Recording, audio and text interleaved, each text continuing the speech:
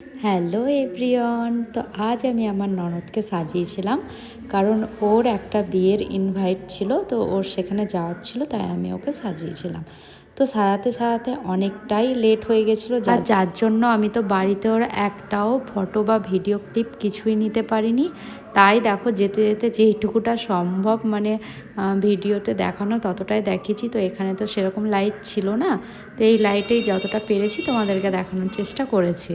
তো আমিও ওর সাথে চলে এসেছিলাম কারণ আমারও একটু বাড়ি যাওয়ার ছিল, মানে আমার বাবার বাড়ি যাওয়ার ছিল, তাই আমি ওর সাথেই বেরিয়ে পড়েছিলাম। আসলে আমার সকালে যাওয়ার কথা ছিল, তো ও বলেছিল ওকে একটু সাজিয়ে দিতে, যার জন্য আমি আর সকালে যাইনি, ওর সাথেই একসঙ্গে গিয়েছিলাম।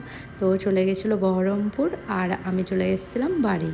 আর এই লেহেঙ্গাটা কিন্তু প্রচুর ভারী ছিল, যার জন্য ও একদম ঠিকঠাকভাবে ক্যারি করতে পারছিল না নৌকোতে। কিন্তু লেহেঙ্গাটা পরে ওকে খুবই সুন্দর লাগছিল, একদম মিষ্টি লাগছিল। তো তোমরা অবশ্যই জানাবে যে ওকে দেখতে কেমন লাগছিল। তো তারপর দেখো আমরা এখানে ঘাট পার হয়ে গেছি, আর আমরা কিন্তু আজ সাহানাগর ঘাট পার করেছিলাম, কারণ এই পার থেকে পুরো টোটোটাই রিজার্ভ করে নিয়েছিল ওরা।